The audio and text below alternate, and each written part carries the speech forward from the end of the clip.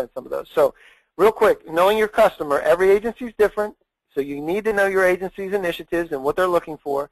Tailor your capability statement to the agencies and forecast and focus, if you can.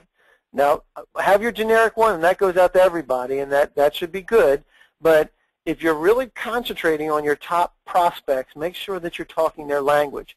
And then every time you have the ability to follow up with changes to your capability statement, that's another touch that you can have with these people. And say, hey, we updated this, wanted to make sure you had the last one, that's all. And that's another drip. Drip, drip, drip, drip, drip, drip, drip. And you're going to do that over the course of time, and that's what's going to help you. Your target customer is risk averse. You've got to give them cover. They're busy or think they are, and most of them are busy, by the way, so you need to make it easy. I can't say it enough. Same thing Pat said. They're not willing to train you, are they, Pat? Right. So you've got to know your stuff, and they buy everything, not just what you sell, and this is what's important about that. They're buying pencils and pens and computers and electrical services and mediation services and cars and everything. They're responsible for procuring things. Their expertise is procuring things, not your product or service. They do not want to know how great you are at everything that you do. They don't want to know. All they want to know is, how can you help me move this thing off of my desk and make sure I spend the money by the end of the year? Now, you can help them by giving them the technical information to make you the best choice. Your certifications, those types of things that are very important for you to be able to be setting your customers, your competitors apart, making sure that you can say, hey, you know, if you ask for 10 certifications in this, I know there's only like 3 companies in the world that can give you 10 certifications, or maybe there's 10, but you know 9 of them aren't paying attention, and you're the one that is. So those are the ones that you want to do. You want to help them by providing them the scopes of work. So that all being said, nobody hires from a resume. When was the last person you hired just because they had a rockin' resume? I'm going to tell you, never. Because you're not going to do that without getting a meeting. That's like walking up to a lady in a bar and saying, let's get married. Now, in Vegas, that might happen. But in the rest of the world, and happy marriages, generally speaking, you're going to get to know each other, and then you're going to start sharing information and start making it work. So understand them, what's their buying motive, what helps them, what's easy for them, and by all means, respect them. Get to know them. You will be able to influence the scope and the project specifics and technical requirements. That information comes from you and me giving it to them so that they know what it is. Respect them. They hold the keys to millions. And I've seen it. I know Pat's seen it. He's been on the receiving end of it. His wife's been on the receiving end of it. It's like they're giving you attitude, and you hold the key to millions of dollars. And why would you give it to somebody who's a jackass? Pardon my French. You're not going to do it. I wouldn't do it. Would you do it? Do you want to give it to somebody who's a jerk? Nobody wants to do it. So they hold the key to millions. Are you on the right road? Can you get to where you want to go in the federal space? And here's the freeway. There's OSDBUs, Office of Small Disadvantaged Business Utilization. If you don't know who they are, they're great people. They can help you, but they can't help you if you don't know where you're going. I can tell you that. FedBizOps, another place you should be monitoring, absolutely, and your next notifications, you should be monitoring these things. However, if you're doing it and the OSDBU's telling you to go to FedBizOps, I guarantee you they pull out the same 7 pieces of paper if you talk to them. Don't care what you do. They're going to tell you to go to FedBizOps. They're going to tell you to look at their own interweb. You've got to love that one.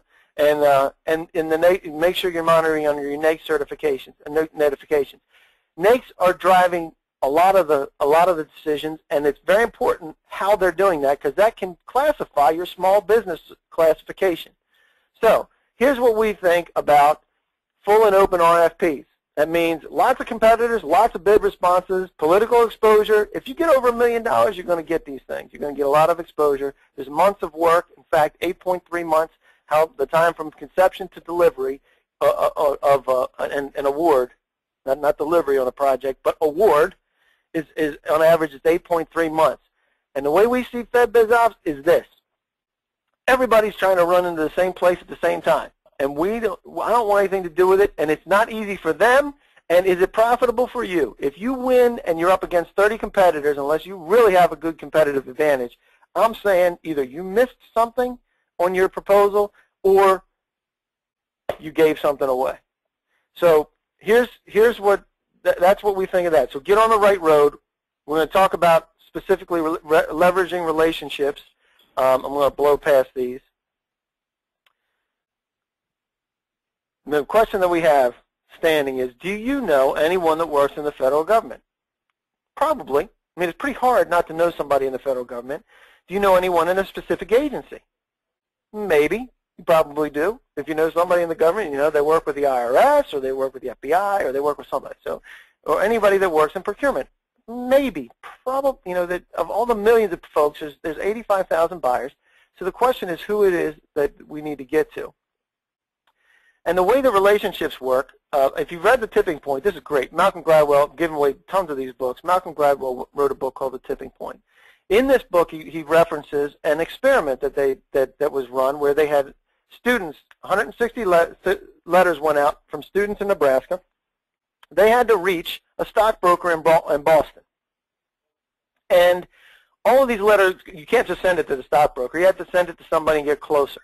And this is how we get the 6 degrees of separation, where Kevin Bacon game, I don't know, whatever you want to call it. But we're essentially 6 degrees away from people. So what we want to do is we want to connect to those dots.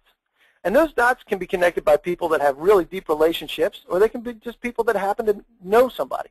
So, and that's what we need to do. But first, we have to know the who. And we're not talking about Pete Townsend or Roger Daltrey. It's the people that are writing the contracts that buy what you sell, the products and services, whatever they happen to be.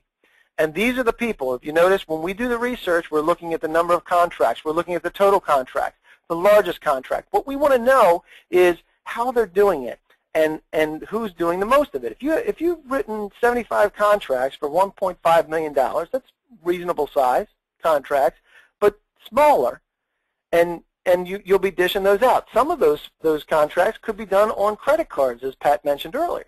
That they could be smaller. You don't need a contract vehicle for that. They can buy. Boom. And depending on your procurement level, you can actually have more than $2,500 or $3,000. You can get up higher than that, provided that you have the ability to support that in your documentation. Again, what Pat said. But we look for the people that are buying.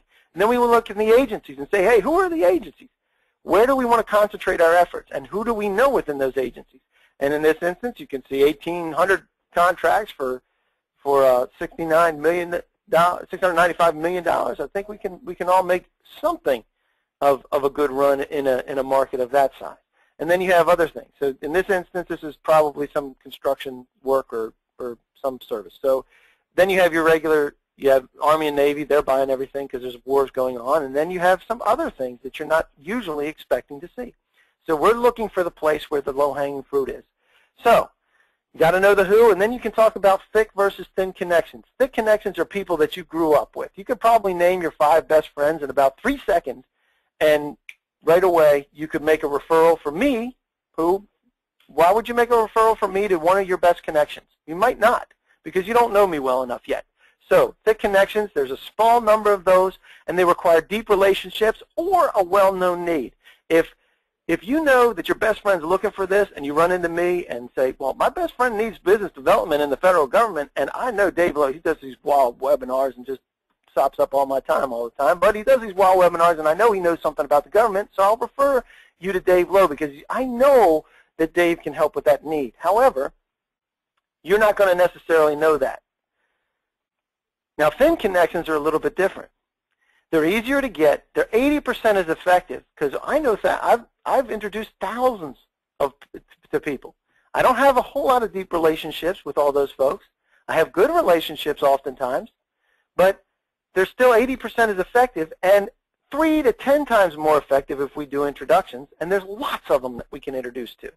Now, manufacturing a real referral. Now, that sounds kind of crazy. How do you manufacture a real referral? Well, here's how it works. You can do it top-down. That means you have your senior executive officers, and you have your higher level, your GS-15s, and the folks that are high level in the government, been in there for a long time.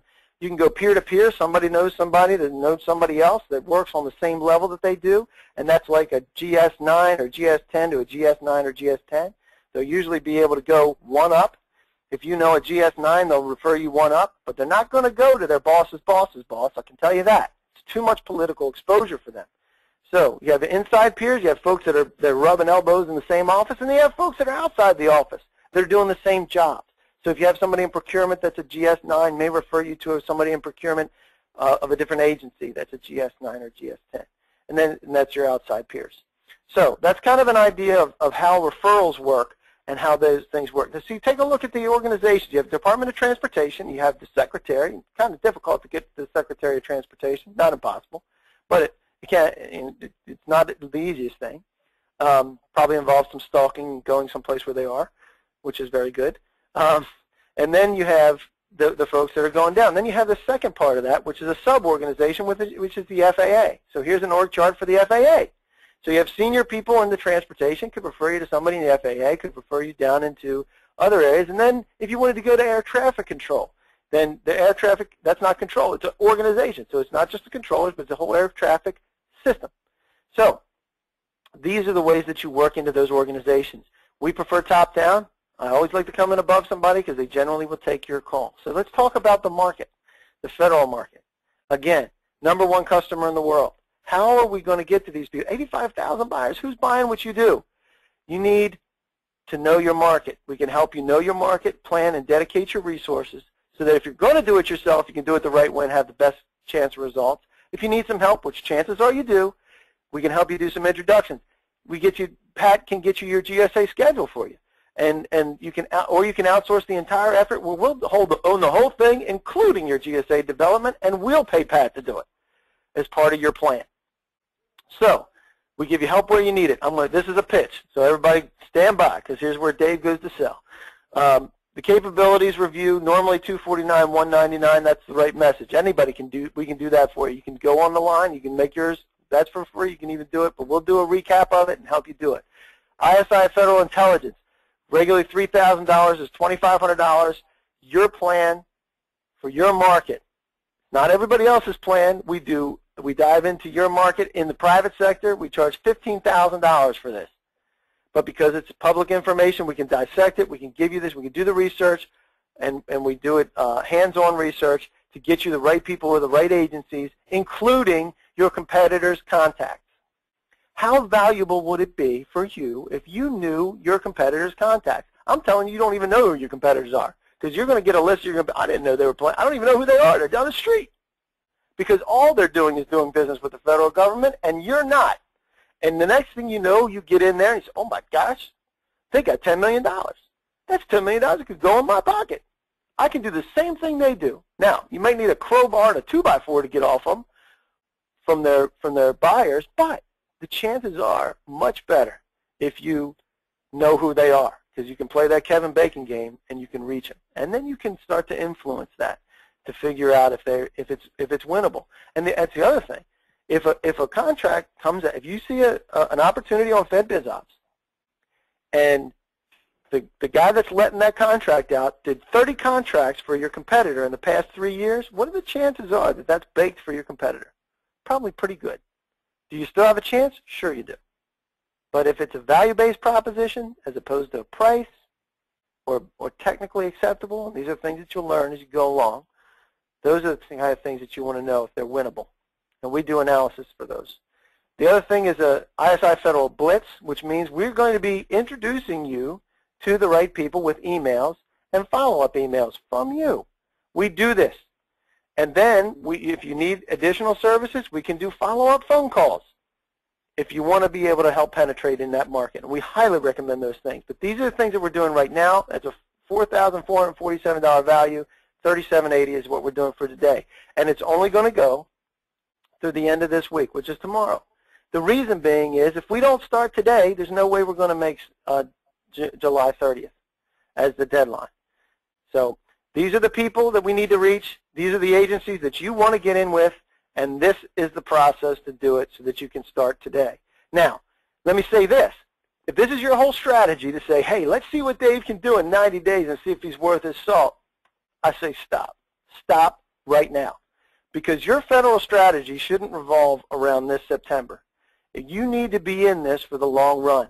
Now is the best time to start because you happen to have a very unique position in the marketplace. You have, within the next 18 months, you have 2 Septembers.